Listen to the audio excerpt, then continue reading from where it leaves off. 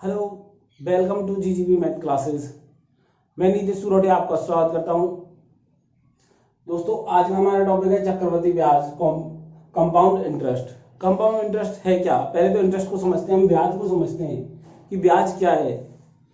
ब्याज जब भी कोई व्यक्ति किसी दूसरे से धन लेता है, उस धन के एवज में जो जितने समय तक वो रखता है, उससे अतिरिक्त राशि जो प्रदान करता है, वही क्या है? ब्याज है। मान लो, इसको इस एग्जांपल से समझें। मैंने किसी व्यक्ति से 1000 रुपए लिए, मैंने राम से ले लिए। चलो, क्या मैंने राम से 1000 रुपए लिए? अब मैंने क्या है, आफ्टर 1 ईयर, 1 साल बाद में राम को 1000 की जगह पर 1100 रुपए लौटा दिए। आफ्टर 1 ईयर क्या हुआ? मैंने उसको क्या दिए? 1100 अर्थात 1100 रुपीज मैंने उसको रिटर्न कर रहा हूं। तो रिटर्न कितना किया? लिया मैंने 1000 था और दिया कितना? 1100। मतलब 100 रुपए मैंने क्या है, एक्स्ट्रा दिया है। और यही क्या है? यही इंटरेस्ट है, यही ब्याज है। क्या है दोस्तों? यही ब्याज है। यदि मैंने किसी से 1000 रुपए लिए और 1 साल बाद यदि मैंने 1100 रुपए उसे रिटर्न कर दिया, तो 100 रुपए क्या आ गया? ब्याज आ गया। इसी 100 रुपए के लिए इसने मुझे ये 1000 रुपए अपने दिए थे, वरना कोई क्यों मुझे पैसे देगा अपने? इन 100 रुपए के लिए उसने मुझे क्या है, अपने 1000 रुपए दे दिए 1 साल के लिए। तो ये क्या है? इंटरेस्ट है। अब भाई कंपाउंड इंटरेस्ट की बात करूं, चक्रवृद्धि ब्याज क्या है फिर? चलो, ब्याज ये है, तो चक्रवृद्धि ब्याज क्या है? अब ये, यदि मान लो इन पैसों को मैं 2 साल या 3 साल के लिए लेता, तो जब मैं दूसरी साल की बात करता, तो पहली साल तो मैंने 100 रुपए क्या है, 1000 रुपए के 1100 रुपए दिए देता मैं उसे। लेकिन मैंने क्या 2 साल के लिए ले लिए, तो बेटा ये 100 रुपए जो ब्याज में इंक्लूड हुए हैं, ये क्या है? अब ये प्रिंसिपल बन जाएगा। ये क्या बन जाएगा? प्रिंसिपल बन जाएगा। अर्थात क्या बन जाएगा? मूलधन बन जाएगा। अर्थात क्या है? ये 100 रुपए ब्याज भी किसमें इंक्लूड हो जाएगा? इस 1000 रुपए में। और दूसरी साल के लिए क्या होगा? 1100 रुपए हो जाएगा। क्या हो जाएगा? 1100 रुपए हो जाएगा। इसका मूलधन 1100 हो जाएगा और इस पर ब्याज लगेगा। ये चीज समझ में आ जानी चाहिए। साधारण ब्याज जब मैंने पढ़ाया था, तो क्या था? 2 साल के लिए P into T into R. अब भाई कोई भी ब्याज की दर होती, मान लो 10% होती या 20% होती, 100% होती, जो भी होती, तो मैं क्या करता? भाई 2 साल के लिए निकालना है P 10%, मान लो 10/100, तो रेट हमेशा क्या है? परसेंटेज में होती है, तो अपॉन में 100 आ जाएगा। और टाइम 2 साल। तो यहाँ पे तो क्या है, मैं कुछ नहीं करना पड़ा। क्या आ जाए मेरे पास? 200 रुपये आ गया। लेकिन अब क्या हुआ? पहली साल के लिए तो सिर्फ 100 रुपये ब्याज आया, लेकिन अब क्या, मेरा मूलधन हो गया 1100। अब इस 1100 के लिए मैं क्या लगाऊंगा? पीटीआर लगाऊंगा, सरल ब्याज का सूत्र लगाऊंगा। तो क्या आ जाएगा? पी तो 1100, आर कितना है मेरे पास? 10/100, टाइम क्या आ गया? अब 1 ईयर तो कंप्लीट हो गया, 1 ईयर ही रहा है, तो 1 ईयर रह जाएगा। तब क्या है? 10 क्या आ गया? 110 रुपये। 110 रुपये तो ये आ गए। और पहले कितना था मेरे पास? 100 रुपये। तो अब टोटल ब्याज कितना आ गया मेरे पास? 110 रुपये। पहले मुझे कितना प्राप्त हुआ? मुझे सिंपल ब्याज में 200 रुपये, यहाँ पे 210 रुपये। चक्रवृद्धि ब्याज का यही अंतर है। ये 10 रुपये एक्स्ट्रा जो आए हैं, ये चक्रवृद्धि ब्याज के कारण आए हैं। आई थिंक चक्रवृद्धि ब्याज आपको समझ में आ गया होगा। चक्रवृद्धि ब्याज क्या है? ब्याज का ब्याज ही चक्रवृद्धि ब्याज है। जब ब्याज मूलधन में इंक्लूड हो जाता है, तो कोई क्या है? चक्रवृद्धि ब्याज के श्रेणी में आता है। और समझते हैं हम इस चीज को।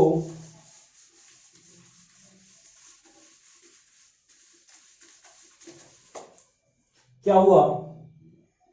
हमने अभी तक जाना कि ब्याज क्या है। ब्याज के बाद में हमने जाना सिंपल इंटरेस्ट की। मैंने क्या है, क्लास ले रखी है पहले।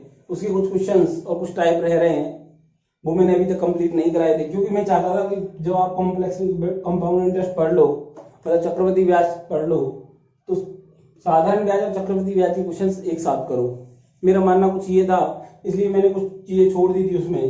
अब मैं बात करूं आपसे कि चक्रवृद्धि ब्याज, अभी तक आप समझ गए हो कि चक्रवृद्धि ब्याज है क्या। यदि 1 साल पूरा होने पर जो उसकी शर्त दे रखी है उसने, वो कंप्लीट हो जाए कि 1 साल की दर है, 2 साल की दर है, 6 महीने की दर है, त्रैमासिक दर है, तो वो दर टाइम कंप्लीट होने के बाद में क्या होगा? जो ब्याज बनेगा वो मूलधन में इंक्लूड हो जाएगा। सूत्र की बात कर लेते हैं, कई बार सूत्र क्या सिंपल एग्जाम्स में आ जाता है। तो भाई CI का सूत्र क्या है, चक्रवर्ती ब्याज का सूत्र क्या है, चक्रवर्ती ब्याज, और चक्रवर्ती ब्याज का सूत्र क्या है, P1 प्लस R की पावर T माइनस P। अब वो R के अपॉन में 100, रेट मेरा मानना यह है कि दर हमेशा क्या है, दर हमेशा क्या है, बटे में 100 अपने आप ही रखती है। हिंदी में लिखूं तो क्या है, मूल धन 1 प्लस दर बटे 100 ऊपर समय माइनस मूल धन। क्या है, मूलधन 1 प्लस दर बटे 100 की घात समय माइनस मूलधन। ये क्या है, चक्रवर्ती ब्याज का सूत्र है। भाई मेरे से पूछा होता, ये तो चलो ब्याज है, और ब्याज प्लस मूल धन प्लस में ब्याज क्या होता है, ये क्या होता है, मिश्र धन होता है। क्या होता है, मिश्र धन। इसे ए से नोट करते हैं। यहां तक आई थिंक समझ में आ गया होगा। चलते हैं क्वेश्चन के साथ। एक सिंपल सा क्वेश्चन लेता हूं और क्वेश्चन के साथ हम आगे बढ़ेंगे। क्या दे रखा है क्वेश्चन में, मुझे दे रखा है कि एक व्यक्ति से मैंने क्या है 10,000 रुपए लिए हैं। क्या है, एक व्यक्ति से मैंने 10,000 रुपए लिए हैं, दर उसने 10% की दी है, और 3 साल का ब्याज मेरे से पूछा, 2 साल का ब्याज। चलो सबसे पहले 2 साल की बात करते हैं। क्या दे रखा है मुझे, प्रिंसिपल दे रखा है 10,000 रुपीज दे रखा है, ठीक है। टाइम मुझे 2 ईयर दे रखा है, और क्या दे रखा है, रेट ऑफ इंटरेस्ट आर कितनी दे रखी है, 10% पर ईयर। पर ईयर मुझे क्या है 10% की ब्याज दर दे रखी है। अब चलते हैं आगे, इस क्वेश्चन को करना कैसे है। देखो सबसे पहली बात है, मेरा तो CI का फॉर्मूला क्या है, चक्रवर्ती ब्याज का, P1 प्लस R अपॉन 100 की पावर T माइनस P। मेरे से पूछा क्या है, मेरे से इंटरेस्ट पूछा है, CI पूछा है, कंपाउंड इंटरेस्ट पूछा है, चक्रवर्ती ब्याज पूछा है। करेंगे क्या, मैंने सिंपल फॉर्मूला लगा दिया। अभी तक सिंपल फॉर्मूला है, कुछ भी नहीं किया है मैंने क्या किया भाई, प्रिंसिपल की जगह पे प्रिंसिपल रख दिया, 10,000 रुपए जो मूलधन है उसका, 1 प्लस रेट कितनी है उसकी 10% है, तो 10/100। अब देखो परसेंट में दे रखी है ना, इसलिए मैं मना करता हूँ कि 100 लगाने की जरूरत नहीं है। टाइम कितना है 2, और यहाँ पे भी 10,000। आसानी से सबने कर लिया, 1 से 1 कट गया, 1 जीरो से 1 जीरो कट गई ना। अब भाई देखो क्या है, क्या आ जाएगा, 10,000 आ गया, ये 10 LCM आ गई, कितना बन जाएगा, 10 प्लस 1 11, तो 11/10 की पावर 2 माइनस 10,000। ठीक है। अभी तो मैं क्या आपको बस एक सिंपल एग्जांपल दे रहा हूं, बाकी चीजें मैं बाद में बताऊंगा। क्वेश्चन करना कैसे है ये तो समझने की बात है।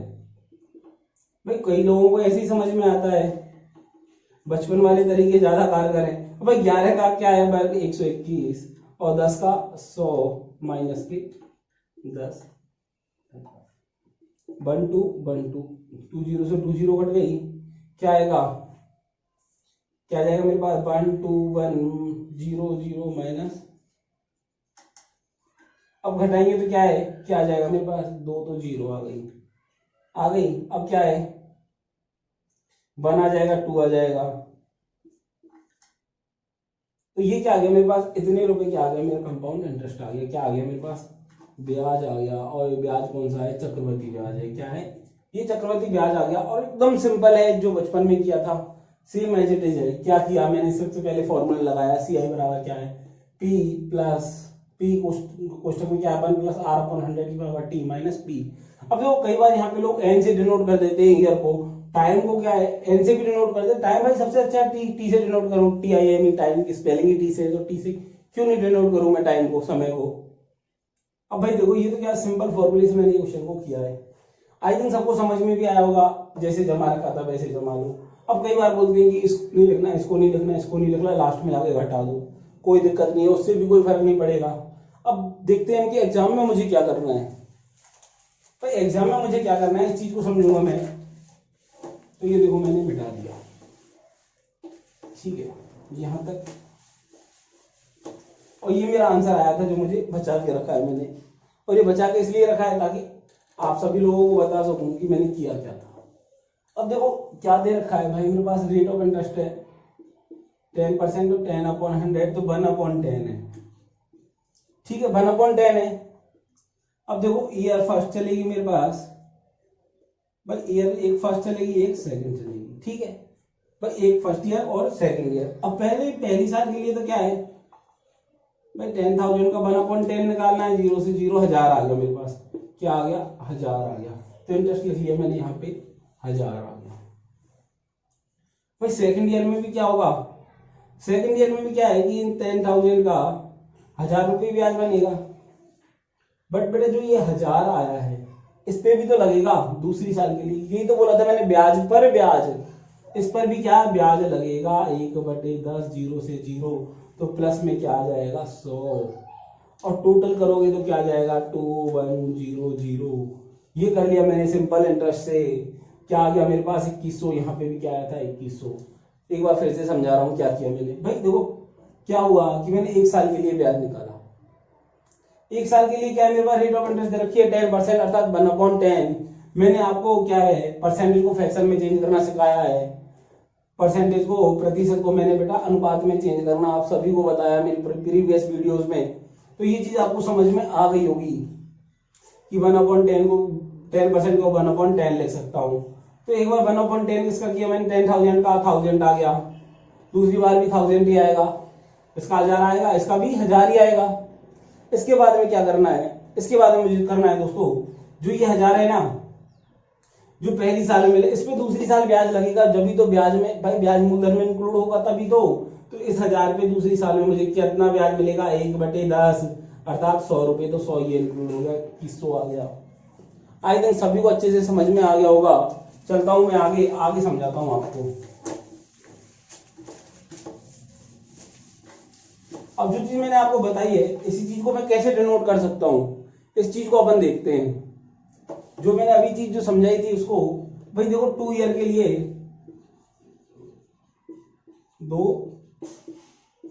दो साल के लिए मैं क्या करूंगा, मान लो मेरे पास क्या है, मेरे पास एक मूलधन है, तो क्या आएगा ए मल्टीप्लाई बाय रेट। भाई इसको यदि मैं रेट से गुना कर लूंगा तो क्या आ जाएगा मेरे पास फर्स्ट ईयर का इंटरेस्ट आ जाएगा। ये क्या आ जाएगा मेरे पास फर्स्ट ईयर का इंटरेस्ट आ जाएगा।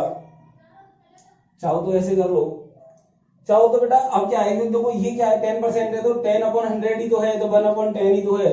यदि मैंने अभी जो क्वेश्चन लिया था उसमें क्या किया था, मेरे पास 10,000 रुपए थे, मैंने 10/100 से गुना कर लिया, 10 से 10, 10 से 10, ऐसे ही तो मेरा 1000 आया था। तो पहली ईयर के लिए तो यदि एक ही साल की बात है तो यदि मेरा मूलधन है तो डायरेक्ट मैं उसे 10 से गुना कर लूं तो मेरा क्या है 1 साल का ब्याज आ जाएगा। ठीक, अब बात करता हूं मैं यदि 2 साल की बात है। अब 2 साल की बात है तो भाई पहली बार तो यही होगा ए इंटू आर, ये आ जाएगा। प्लस में क्या है ए इंटू आर, प्लस में इंटू आर, क्या हुआ ए इंटू आर इंटू आर। अब इस चीज को समझे आप, ये चीज थोड़ी सी महत्वपूर्ण है। क्या होगा, अब भाई मेरे पास क्या था 10,000 रुपए। अब 10,000 रुपए का क्या है, एक बार मैंने क्या कर दिया 1/10 या 10/100 और मल्टीप्लाई बाय 10/100। 2 बार आर आर क्यों लिखा है ये चीज समझ में आ जाएगी आपको। 1020 1020 1020 1020। पहले भी 100 रुपये ब्याज आया था, अब भी 100 रुपया ब्याज आया है। इसका क्या बनेगा, इसका मान लो मेरे पास ए आर बनाएगा। इसका मेरे पास क्या मान लो, मैंने इंटरेस्ट क्या माना आई माना ऐसे ही, तो एक बार तो आई बनेगा ही बनेगा, और आई मल्टीप्लाई बाई, और प्लस में क्या जाएगा plus I multiply by R आएगा। और यदि मैंने ब्याज को बी माना होता तो बी आता, यहाँ पे ए डैश भी आता, क्या आता बी आता, ए डैश भी आता। ये चीज आपको आई थिंक समझ में आ गई होगी कि भाई करना क्या है कंपाउंड इंटरेस्ट के लिए। पहली साल के लिए क्या करना होता है, सिंपल इंटरेस्ट में क्या है, साल एक तो भाई P into T into R ही तो है, मूलधन गुना समय इंटू दर। अब भाई टाइम को यदि मैंने 1 मान लिया तो ये तो हट जाएगा, पी इंटू आर ही तो रह जाएगा, पी इंटू आर। तो भाई इस एक की जगह में पी रखू तो क्या आ जाएगा पी इंटू आर, यहाँ पे भी पी इंटू आर, यहाँ पे P into R into R. ठीक है, ये चीज तो है, इतना आसान है। देखो कोई भी और क्वेश्चन लेके चलते हैं, अभी आपको और अच्छे से समझ में आएगा।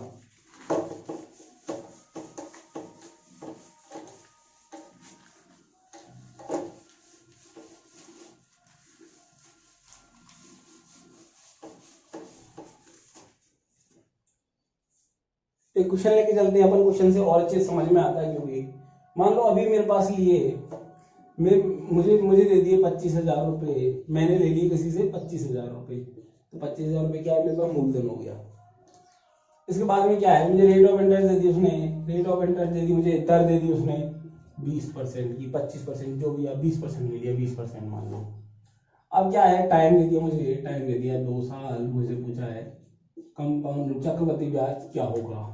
ठीक है, सबसे पहले मुझे क्या करना है, 2 ईयर के लिए मैंने क्या बताया,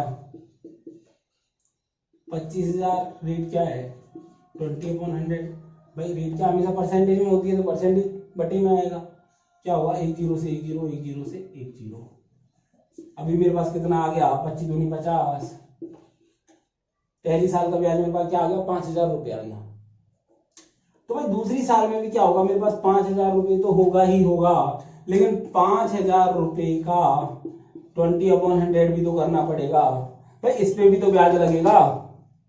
इस पे ब्याज कितना होगा, 1 0 1 0 1 0 1 0, 5 दूनी 10, कितना आ गया प्लस में 1,000। अब इसको कैलकुलेट करने में कितनी देर लग रही है मुझे, 5 5 10 और 1 11, तो कितना आ गया 11,000। सिंपल है। अब देखो यदि मैं अपने फॉर्मूले से जाता, सी आई बराबर क्या होता, 25,000 गुना में 1 प्लस, तो क्या 1 प्लस 20/100 की पावर 2। भाई 0 से 0 कट गई, 1 से 5 बार, तो भाई 5 और 1 6, तो क्या आ जाएगा मेरे पास 25,000 गुना 6/5 गुना 6/5। ठीक है, 5 5 25 कट गया, तो 6 गुना को भाई 6 गुना 6 36 आएगा।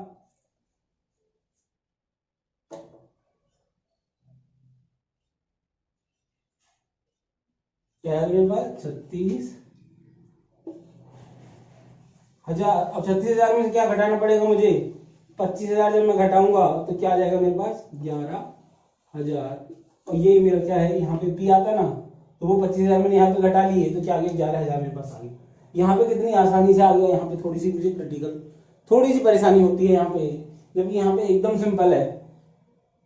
यदि मुझे परसेंटेज को फ्रैक्शन में चेंज करना आता है, परसेंटेज को प्रतिशत को यदि मुझे अनुपात में चेंज करना आता है, तो इससे आसान कुछ भी नहीं हो सकता। अब देखो चलते हैं थोड़ा सा आगे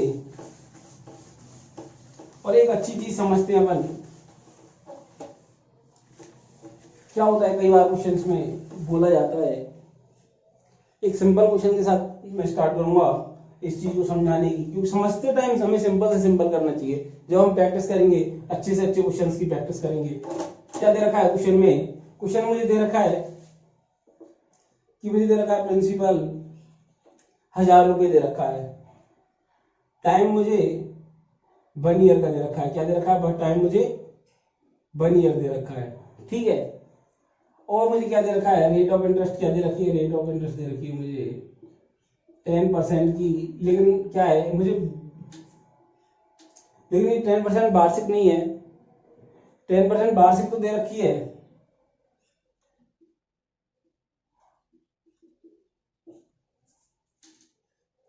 अर्धवार्षिक दे रखी है मुझे। क्या दे रखी है, अर्धवार्षिक।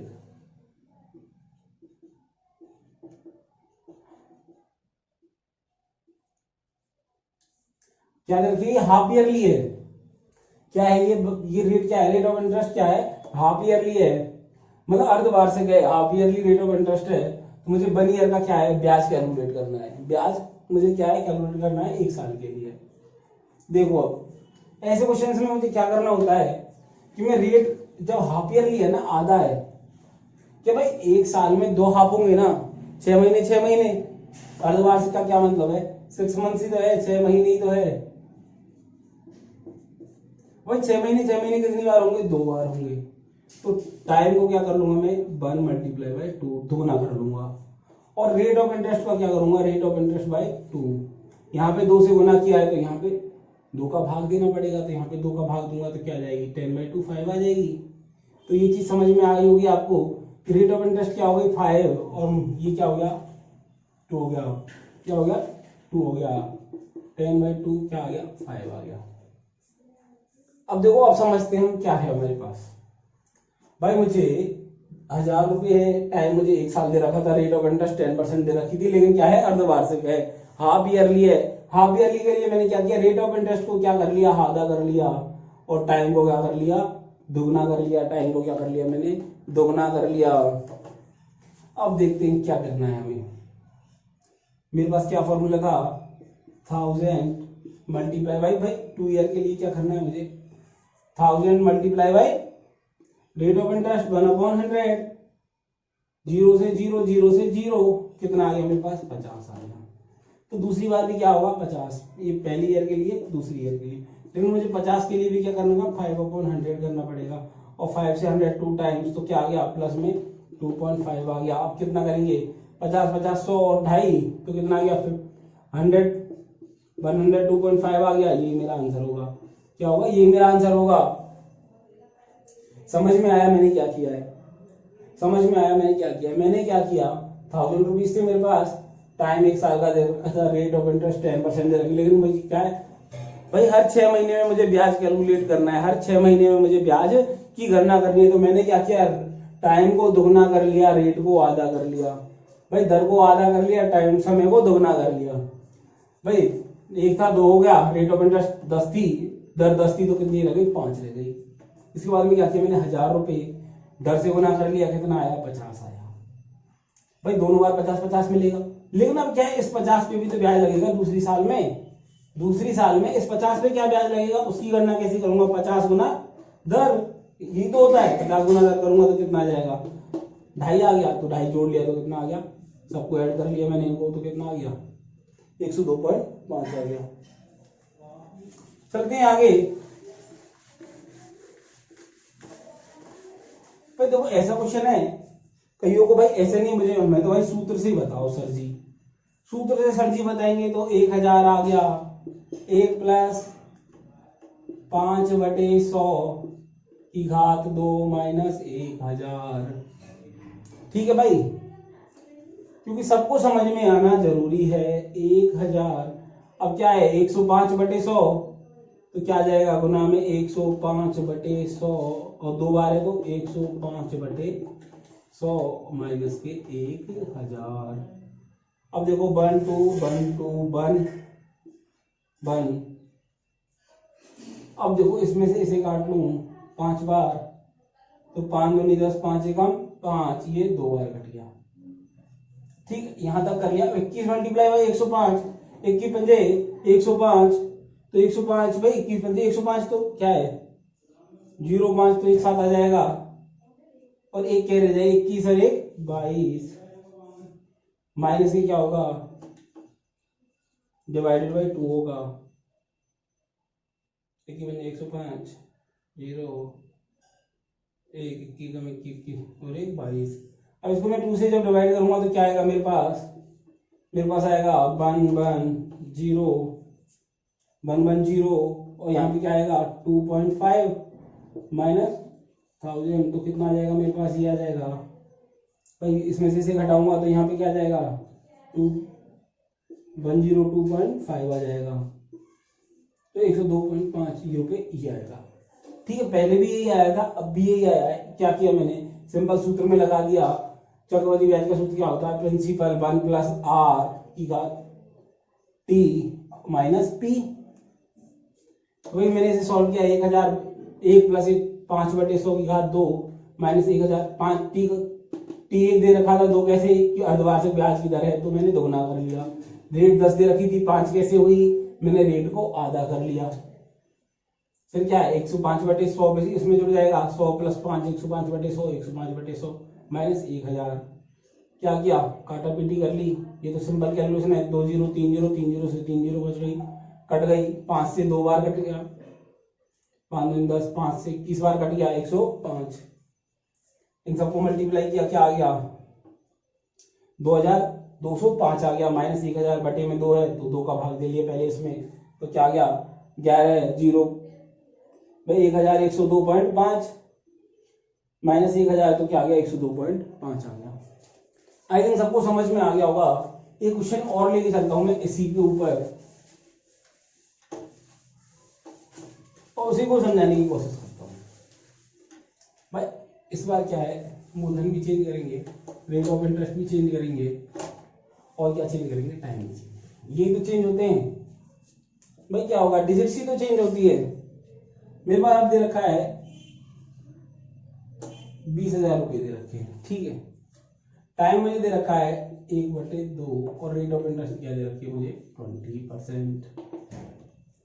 क्या दे रखा है 20,000 रुपये का 1.5 साल का 20% अर्धवार्षिक की दर से 20% वार्षिक तो 1.5 महीने भाई 1.5 साल का ब्याज मुझे याद करना है भाई। 1.5 साल का मुझे वार्षिक है, यहाँ पर क्या है वार्षिक है, इस बार ईयरली है, ठीक। इस प्रकार के क्वेश्चन को कैसे करेंगे हम, करने का तरीका क्या होगा भाई। देखो क्या है, मुझे क्या दे रखा है कि 1.5 तो साल दे रखी है 1.5 भाई, और रेट ऑफ इंटरेस्ट क्या दे रखी है 20% दे रखी है। अब इस क्वेश्चन को कैसे कर सकता हूं मैं, देखो समझना। एक तरीका तो ये है भाई 1.5 साल दे रखी है तो रेट ऑफ इंटरेस्ट को क्या करूं मैं आधा कर लूं, तो भाई 20/2 तो क्या आ गया 10 आ गया। और रेट टाइम को क्या करूं, ये 3/2 है, मैं एक्सपेक्शन को चेंज करूंगा तो मल्टीप्लाई बाई 2 तो क्या आ गया 3 आ गया। अभी तक मैंने 3 साल का आपको कैलकुलेट करना फॉर्मूले के अलावा दूसरे तरीके से नहीं बताया, तो चलते हैं अपन फॉर्मूले पे। तो सीआई का फॉर्मूला क्या है अपने पास, चक्रवृद्धि ब्याज का फॉर्मूला क्या है, मूलधन 1 प्लस दर बटे 100 की power p minus p, minus मूलधन आ गया, क्या आ गया मेरे पास 20,000। अब क्या है 1 प्लस रेट कितनी रह गई मेरी 10 रह गई, तो 10/100 और टाइम कितना हो गया डबल हो गया, तो 1.5 का 2 3 माइनस 25,000 20,000। यहां तक सभी ने कर लिया होगा, सबको समझ में भी आ गया होगा ये क्या किया है मैंने, मूलधन की जगह पे मूलधन रख लिया 1 प्लस आर 20 थी 10 कैसे हो गई, क्योंकि मैंने समय को दोगुना कर लिया है। इस चीज को ऐसे भी समझा सकता हूं मैं आपको, बस सिंपल इंटरेस्ट का फॉर्मूला, सरल ब्याज का फॉर्मूला क्या था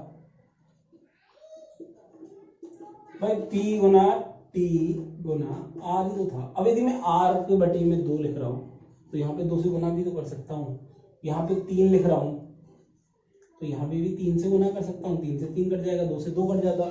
आई थिंक ये चीज सबको समझ में आ गई होगी, इसलिए हम ये चीजें कर रहे हैं। अब समझो क्या होगा 20, अब भाई 0 से 0 कट गई, बटे में 10 है तो क्या आ जाएगा 11/10 गुना 11/10 गुना 11/10 माइनस में क्या आ जाएगा 20,000 आ जाएगा। 1 0 2 0 3 0 1 0 2 0 3 0, ठीक। अब क्या है मेरे पास क्या रह गया 20 मल्टीप्लाई बाई 11। अब भाई 11 का पर क्या 121, तो 121 गुना 11 के मैं क्यू की बात करूं तो क्या आ जाएगा, कोई बात नहीं आता है तो माइनस 20,000। अब भाई देखो 11 को मैं 20 से गुना करूंगा या फिर 121 को मैं 20 से गुना करूं तो क्या आ जाएगा, यहाँ पे लिख लेते हैं इसको भाई, एक तो 0 आएगी, एक क्या आएगा 2 4 1 आ गया, 2 4 2 आ गया सॉरी, गुना में 11 माइनस के 20,000। भाई देखो कैलकुलेशन भी बहुत ज्यादा जरूरी है। अब 11 से इसको गुना करूंगा तो क्या आएगा मेरे पास, मैं इधर लिख लेता हूं थोड़ा सा, ऐसे में 11 से गुना करूंगा तो क्या आएगा 0 11 दूनी 22 11 44 और 2 46 और 11 दूनी 22 और 4 26 माइनस में क्या आएगा मेरे पास 20,000, तो कितना आ गया मेरे पास 6620। ये क्या होगा मेरे पास ब्याज होगा, ब्याज क्या होगा मेरे पास 6,620 रुपये मेरे पास ब्याज होगा। देखो गुना किया है, पहले 0 आएगी फिर 2 आएगा फिर 44 2 46 आएगा फिर क्या आएगा 11 दूनी 22 और 4 26 आएगा, वेरी गुड सही है एकदम। तो इसमें से इसे घटा लिया तो क्या आ गया 6,620 मेरे पास क्या आ जाएगा, ये ब्याज आ जाएगा। आई थिंक बहुत अच्छे से समझ में आया होगा। मैं एक बार फिर से समझा रहा हूँ आपको। क्या किया मैंने, मेरे पास ब्याज था, मेरे पास मूलधन था 20,000 रुपये, प्रिंसिपल दे रखा है, टाइम क्या दे रखा है 1, सही 1/2 आया, रेट कितनी दे रखी है 20 दे रखी है। मैंने क्या किया, जब 20 है भाई 3/2 को मैं सॉल्व कैसे करूंगा, अंडर रूट में चला जाएगा। तो मैंने क्या किया, टाइम को डबल कर लिया, टाइम मल्टीप्लाई बाय 2 कर लिया और रेट ऑफ इंटरेस्ट को हाफ कर लिया, दर को क्या आधी कर लिया, फॉर्मूले में लगाया और अपना आंसर आ गया। बहुत आसानी से आ गया होगा हमारा आंसर, सभी को ऐसा लगा होगा। दोस्तों अभी तक मैंने, ये मेरी पहली क्लास है सीआई पे, तो मैं इतना ही पढ़ाऊंगा। आज मैंने जो तरीका आपको सिखाया है, सूत्र से भी सिखाया है और दूसरे तरीके से भी सिखाया है।